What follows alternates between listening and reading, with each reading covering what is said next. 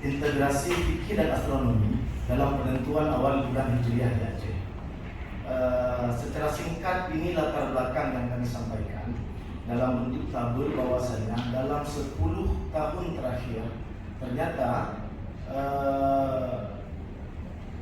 hampir tidak pernah ada persamaan awal bulan Hijriah di Aceh, baik itu bulan Ramadan, Syawal dan Zulhijjah, yang itu rata-rata adalah dilaksanakan pelaksanaan Ru'yatul Hilal. Akan tetapi perbedaan ini terjadi karena dua hal. Yang pertama adalah karena perbedaan dalam mengambil kriteria, dan yang kedua adalah karena perbedaan dalam menentukan matla' atau dalam perbedaan dalam penerapan matla'. Setidaknya dalam 10 tahun terakhir, setidaknya ada 3 hari yang berbeda dalam penentuan awal bulan Hijriah, terutama Ramadan, Syawal dan Zulhijjah.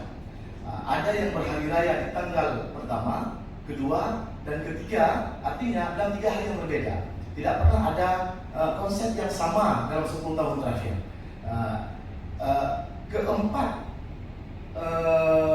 pelaku ru'yah atau pelaku penentuan awal bulan Hijriah itu adalah di antaranya Kementerian Agama yang menggunakan imkan ru'yah, Dayah yang berpendapat kepada ru'yah murni, Muhammadiyah dengan konsep wujudul hilalnya, dan Tarekat Syatariah pendukung Senagan dengan hisab khomasinya. Nah, berpedoman atau bertolak belakang pada keadaan seperti ini, penulis mencoba mengangkat judul integrasi fikih dan astronomi untuk penentuan awal bulan Hijriah di Aceh. Karena dalam asumsi penulis, hipotesa sementara bahwasanya hanya ketika diinterkoneksikan antara fikih dan astronomi, penyelesaian perbedaan pendapat ini dapat diselesaikan. Nah, misalnya Ru'yatul Hilal yang dilakukan oleh beberapa ulama Dayah di Aceh, oleh Dayah di Aceh, atau oleh kelompok kemasyarakatan di Aceh yang melakukan Ru'yatul Hilal. Ru'yatul Hilal yang bersinergi dengan astronomi itu akan menyelesaikan masalah. Dalam makna adalah Ru'yatul Hilal yang menggunakan konsep-konsep astronomi observasional. Nah, dari dasar belakang itu, penulis mengambil 3 rumusan masalah. Yang pertama adalah bagaimana penentuan awal bulan Hijriah di Aceh dalam perspektif fikih. Bagaimana penentuan awal bulan Hijriah di Aceh dalam perspektif astronomi. Dan yang terakhir adalah bagaimana konsep integrasi fikih dan astronomi dalam penentuan awal bulan Hijriah di Aceh. Kerangka teori, ternyata terdapat 109 hadis dalam penetapan awal bulan Hijriah dalam Kutubus Sittah. 40 di antaranya itu menjelaskan tentang Ru'yatul Hilal, dan 2 di antaranya itu berbicara tentang hisab yang khusus langsung tentang kata-kata hisab. Nah, beda halnya nanti dengan penelaran berbeda atau dengan pendapat berbeda atau konsep yang lainnya. Jumhur ulama itu berpendapat bahwasanya Ru'yatul Hilal tidak ada tausiul makna, dan ini adalah ibadah mahdah bersifat ta'abbudi ghairu maqulil makna. Jadi kalau gagal ru'yah maka harus istiqmah. Beberapa ulama kontemporer seperti Ahmad Zarqa, Rashid Ridha, Yusuf Qaradawi mengkontekstualisasikan pemahaman ayat dan hadis tentang awal bulan Hijriah ke dalam fase-fase bulan dalam astronomi, perhitungan manzilah-manzilah bulan, sehingga berpendapat bahwasanya Ru'yatul Hilal itu bukan ibadah mahdah, sehingga bersifat ta'aqquli maqulil makna dan dapat dipindah ke dalam hisab dengan beberapa syarat tertentu. Dalam masalah makna, jumhur ulama itu berpendapat bahwasanya ittihadul matali, tidak ada perbedaan makna di dunia ini. Jikalau satu terlihat hilal, maka seluruhnya harus melaksanakan berpuasa Ramadan, berhari raya atau beridul adha. Akan tapi hanya mazhab Syafi'i lah yang menggunakan ikhtilaful matali. Nah, dalam mazhab Syafi'i pun ikhtilaful matali itu ternyata berjenjang. Pertama sekali, itu matla yang diakui adalah 16 farsah, mengikuti kepada masafah fasah, disebutkan dalam An-Nawawi. Nah, kemudian berlanjut dengan matla 24 farsah oleh Asy-Syarqawi, dan kemudian berlanjut lagi bergerak menjadi matla 8 derajat bujur yang disebutkan dalam kitab Bughyatul Mutarsyidin Abu Makramah. Nah, baru kemudian berkembang lagi menjadi matla' wilayatul hukmi sebagai dasar ketentuan untuk mengikuti pemerintah. Mazhab Syafi'i itu mengkondisikan bahwasanya hadis tentang matla' yang disebutkan oleh Quran itu adalah hadis yang membahas tentang matla'. Sedangkan jumhur ulama menyatakan hadis itu bukan masalah matla' tapi hanya masalah kesaksian hilal.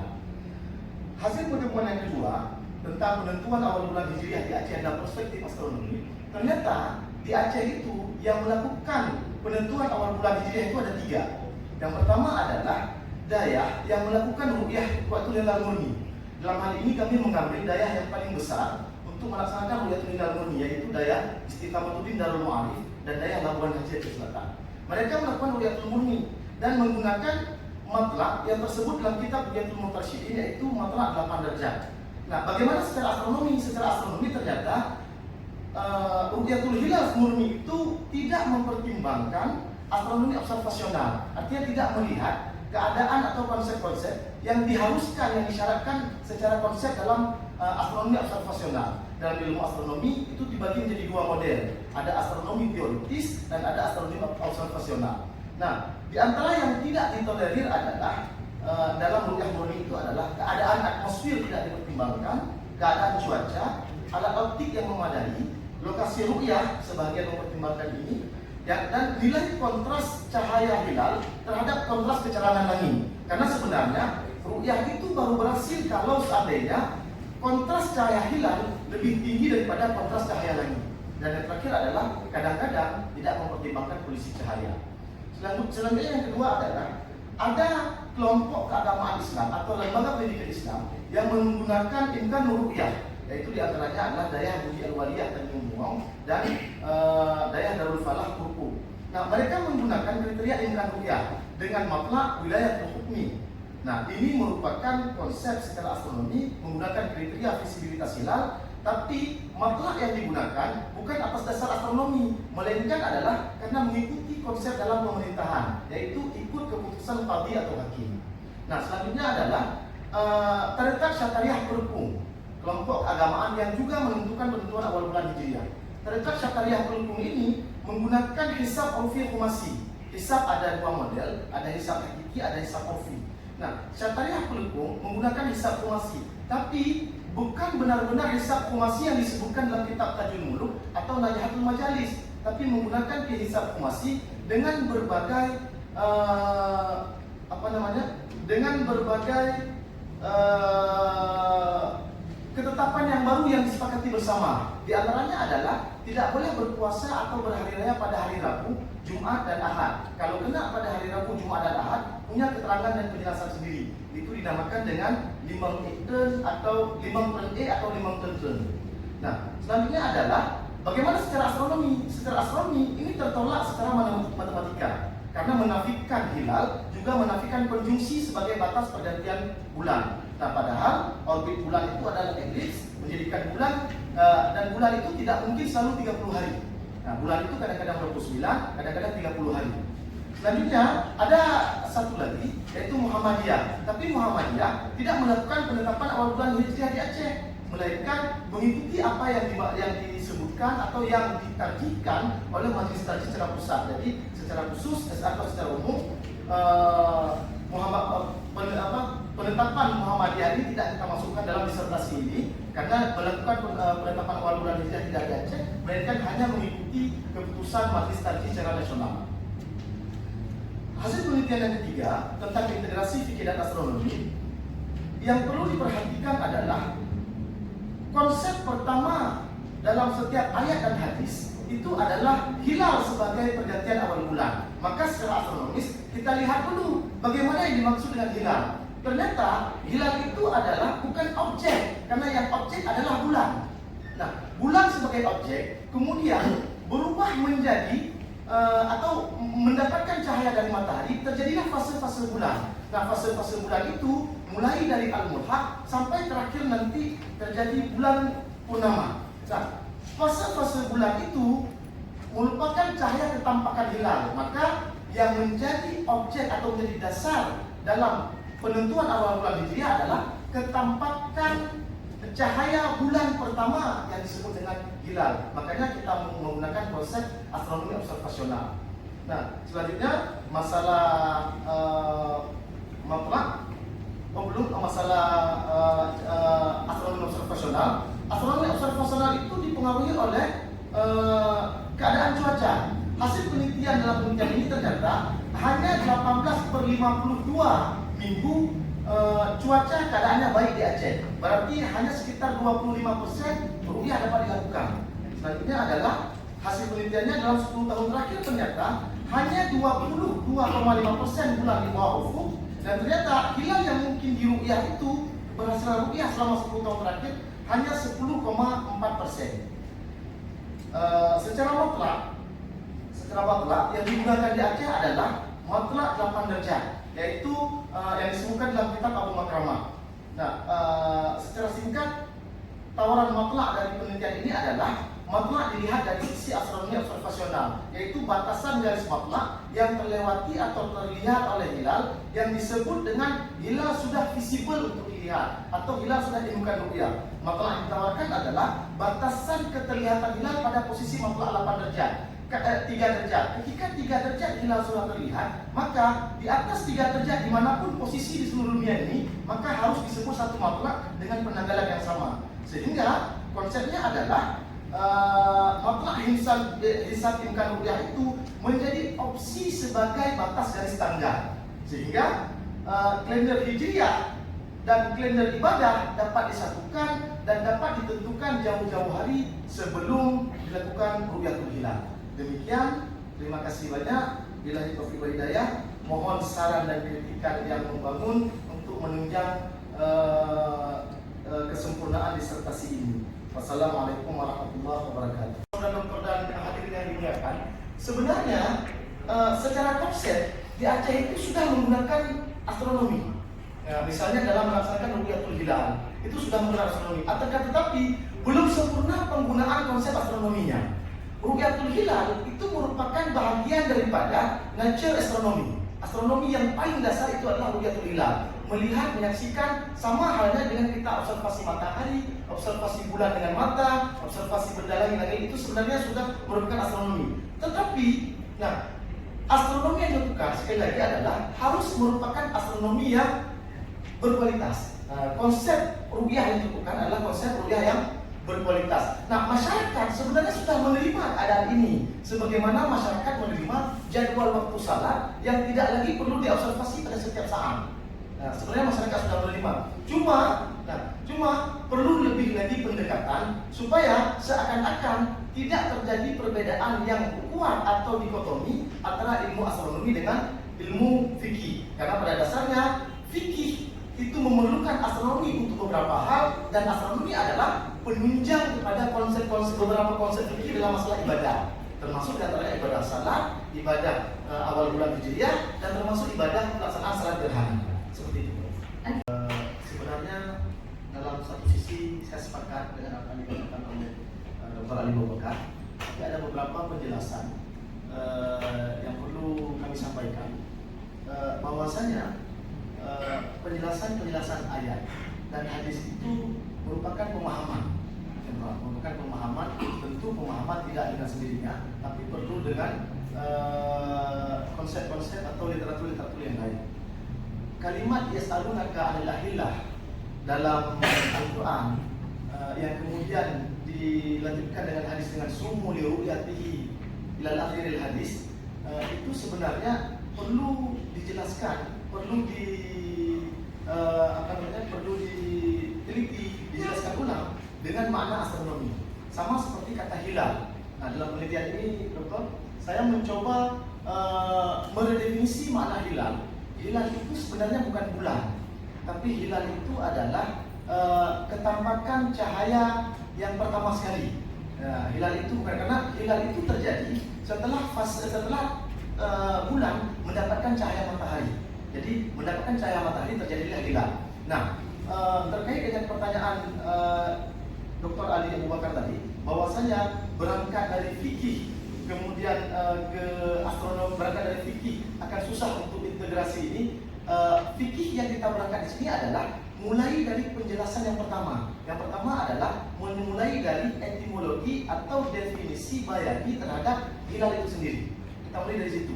Penjelasan hilal, kalau makna hilal sudah jelas, maka kita akan mendapatkan pada posisi yang bagaimana kita akan melaksanakan ru'yatul hilal itu.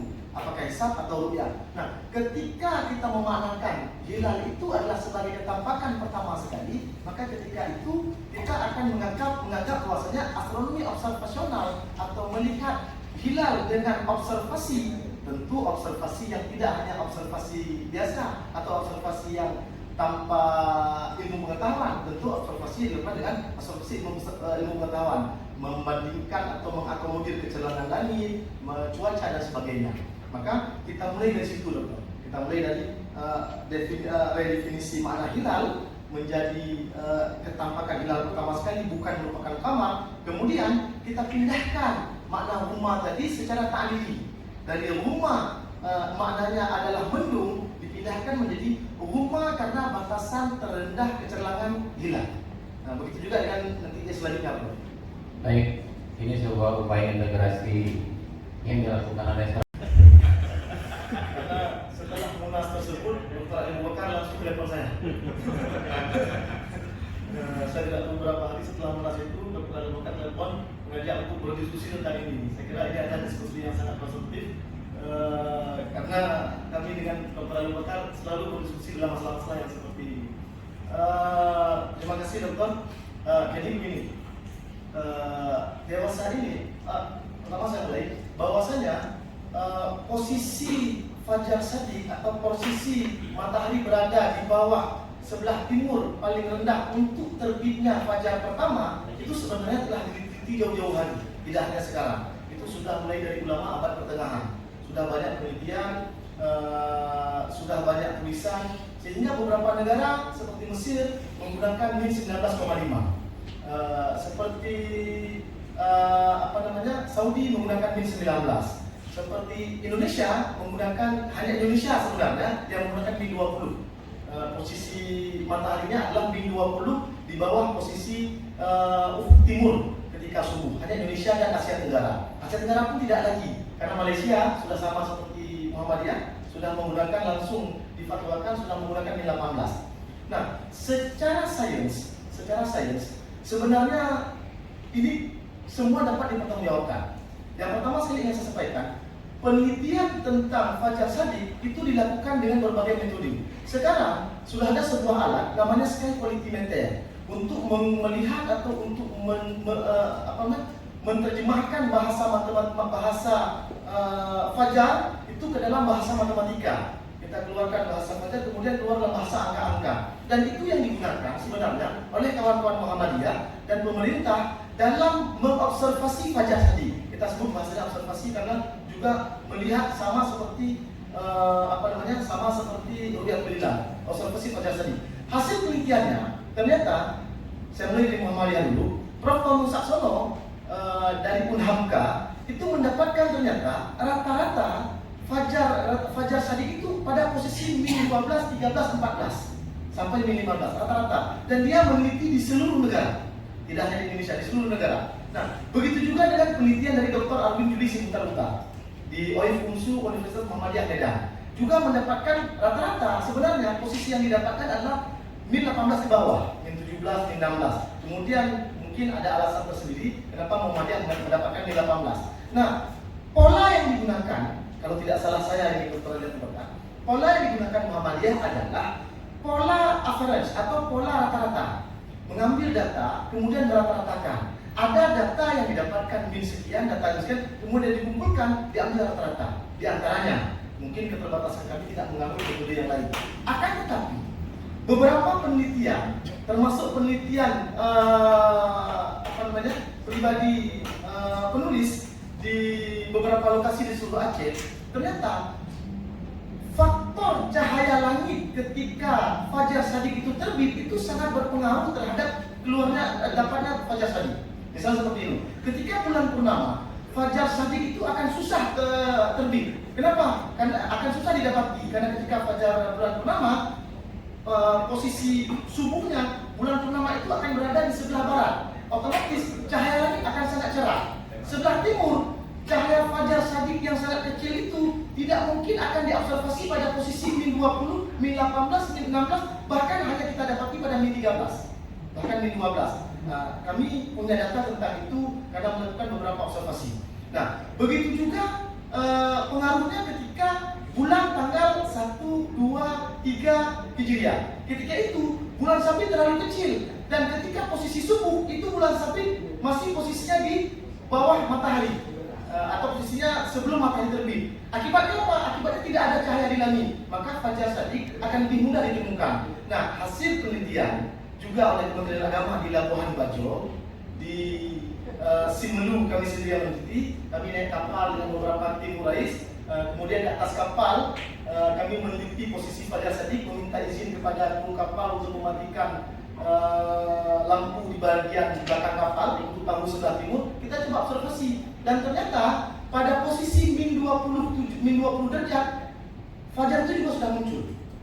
Sudah muncul pada posisi min 20. Tapi dengan catatan tidak sepanjang hari. Hanya muncul pada saat fajar, hanya muncul pada saat cahaya di langit tidak terlalu besar. Hanya muncul karena ketika tidak bulan purnama, tidak ada bintang yang lebih terang seperti Venus di sebelah timur, itu akan didapati cahaya fajar shadiq yang lebih tinggi. Makanya ini kembali ke fikih, dokter. Ada yang menggunakan posisi untuk pengambilan rata-rata, ada juga yang menggunakan visibilitas, konsep visibilitas. Kira-kira demikian, Pak. Ya, baik, terima kasih. Ya, mudah-mudahan pada kesempatan mendatang akan sunnah, sehingga punya ketetapan secara kalender, baik kalender ibadah atau kalender sipil. Pendekatannya yaitu dengan kriteria dan matlak secara astronomi observasional. Yang kedua, kontribusi disertasi ini dalam mereka hisab ru'yah. Ru'yah itu pada posisi observasi.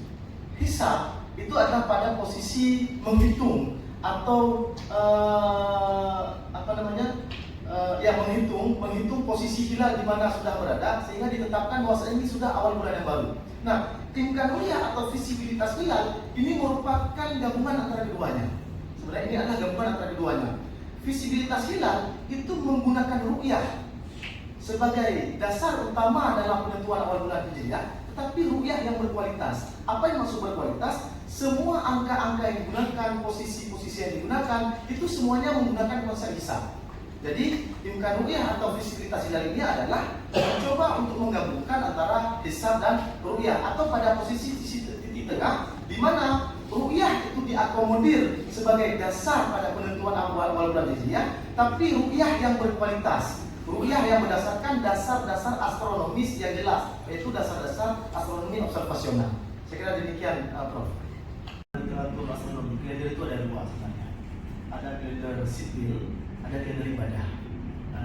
Kalender sipil itu mungkin yang digunakan, saya kira sekarang hampir tidak ada lagi kita gunakan kalender sipil, kalender Hijriah itu sebagaimana untuk kalender sipil, hampir tidak ada.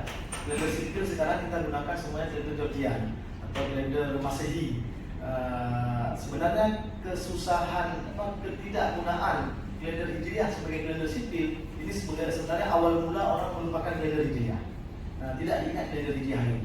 Penerbangan, ekonomi, penanggalan penting dalam kenegaraan itu semuanya menggunakan kalender sipil, yaitu kalender Masehi.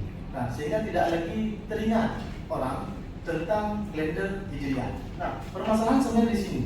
Ketika kita tidak lagi mengingat kalender Hijriah, sebenarnya kita melupakan kapan sebenarnya posisi-posisi ibadah yang sangat terkait dengan kalender Hijriah.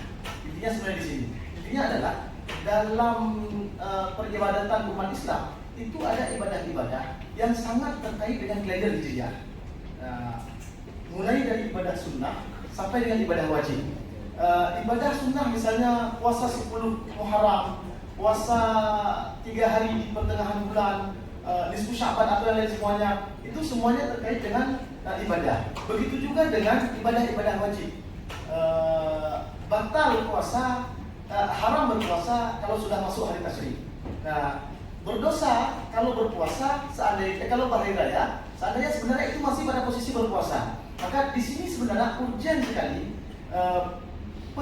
keseragaman kalender Hijriah. Karena kenapa? Kalender Hijriah itu sangat terkait dengan beberapa ibadah tertentu umat Islam. Kira-kira begitu. Karena sangat terikat dengan beberapa ibadah yang paling penting dalam umat Islam, seperti ibadah puasa Ramadan, ibadah haji, ketidakbolehan puasa ketika tasyrik dan sebagainya. Dan kalender dalam dalam surat Taubah, sebenarnya kita kembali lagi kepada pernyataan Allah, yas'alunaka 'anil ahillah qul hiya mawaqitu lin-nasi wal hajj.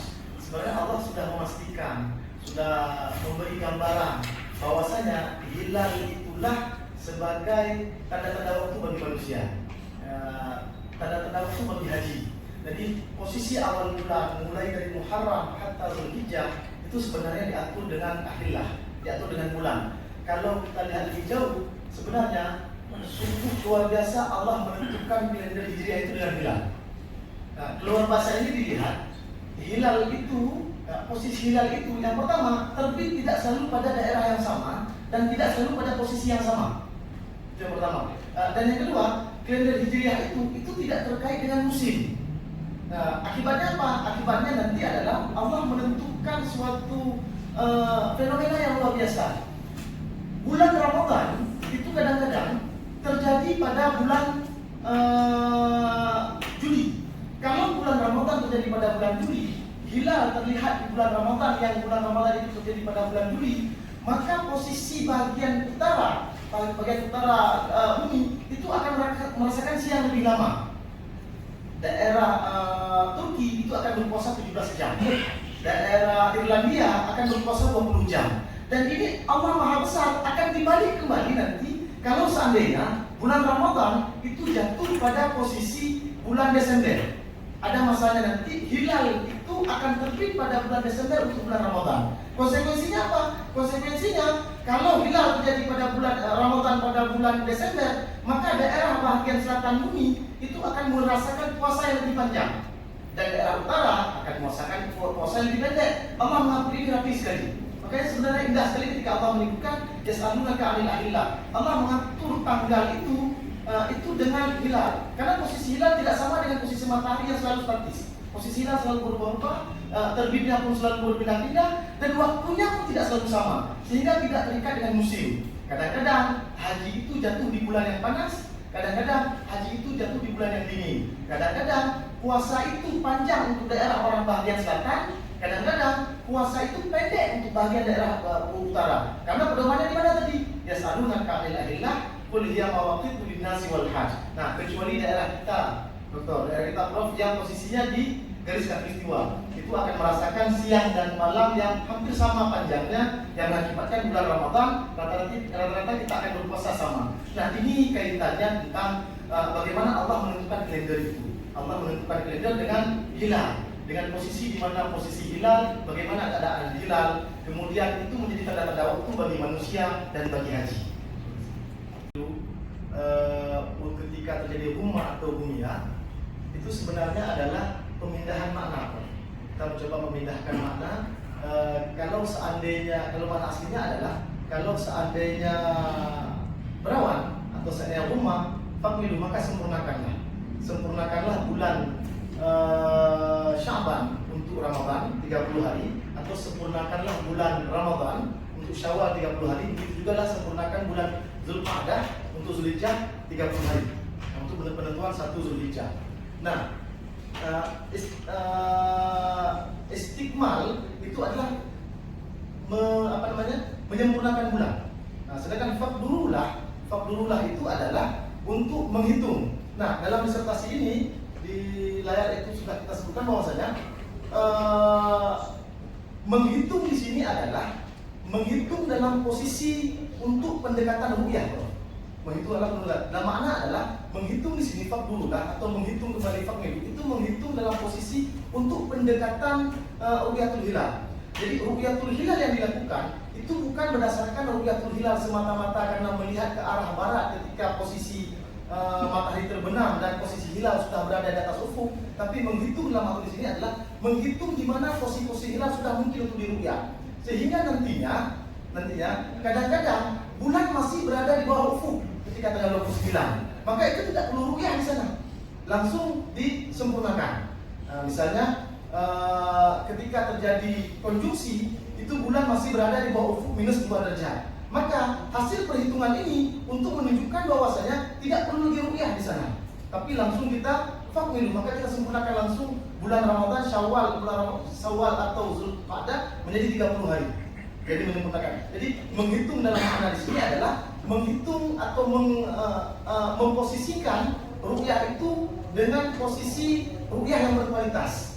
Dalam posisi ruqyah yang berdasarkan hasil-hasil data-data perhitungan astronomi, ketinggian hilalnya, elongasi hilalnya, konjungsinya, dan semua prosesi yang diperlukan terhadap data-data hilal ketika diruqyah. Kiranya demikian. Firdaus Putra, NIM 26162606, tempat tanggal lahir Matang Gelumpang 2, 23 November 1985. Program studi fikih modern.